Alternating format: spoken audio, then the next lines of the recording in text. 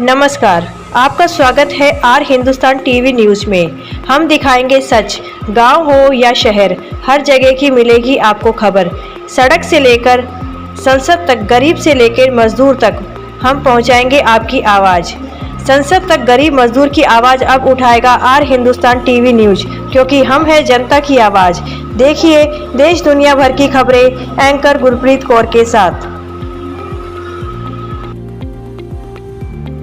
उत्तराखंड में गरजे दिल्ली भारतीय जनता पार्टी अल्पसंख्यक मोर्चा दिल्ली के प्रभारी आतिफ रशीद जी।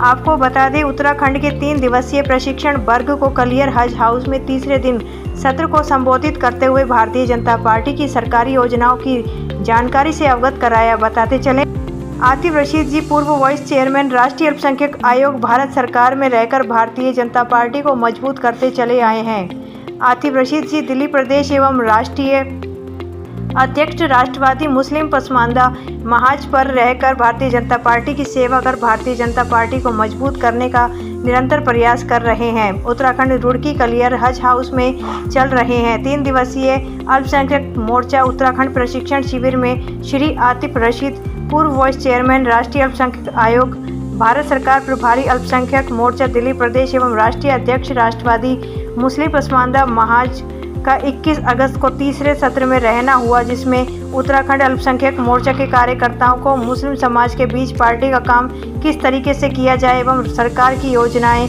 गिनाते हुए संबोधित किया। बरेली से रियाज अंसारी की रिपोर्ट।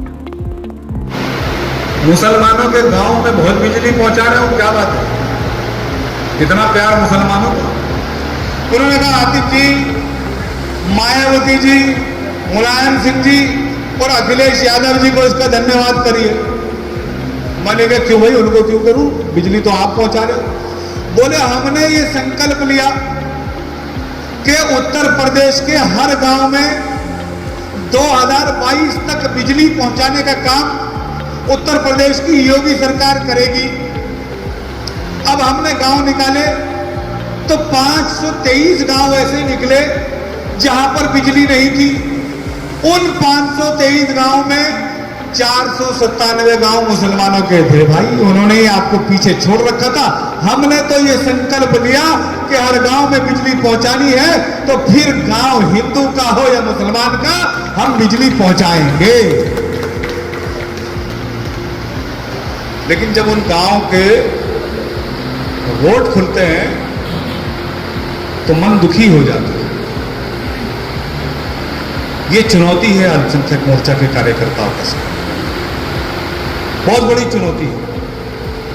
जब उज्ज्वला योजना के सिलेंडर बढ़ते हैं तो हमारी मुस्लिम बहनें भी बराबर की भागीदार होती हैं। जब आवास योजना के घर बढ़ते हैं तो हमारे मुस्लिम भाई भी उत्तराखंड में अपनी संख्या के हिसाब से बराबर के भागीदार होते हैं। पुष्कर धामी जी की कोई योजना ऐसी नहीं होगी कि जो केवल हिंदुओं के लिए हो।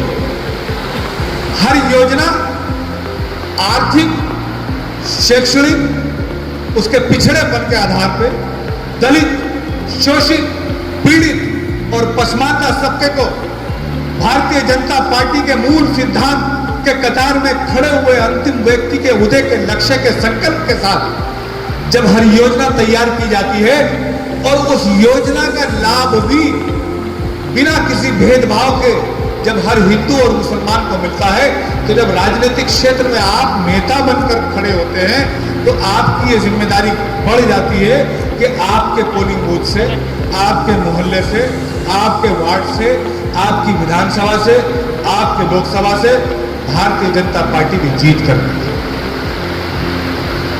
कितने लोग ऐसे हैं जो फेसबुक काम करते करते हमें प्रशिक्षण की जरूरत है,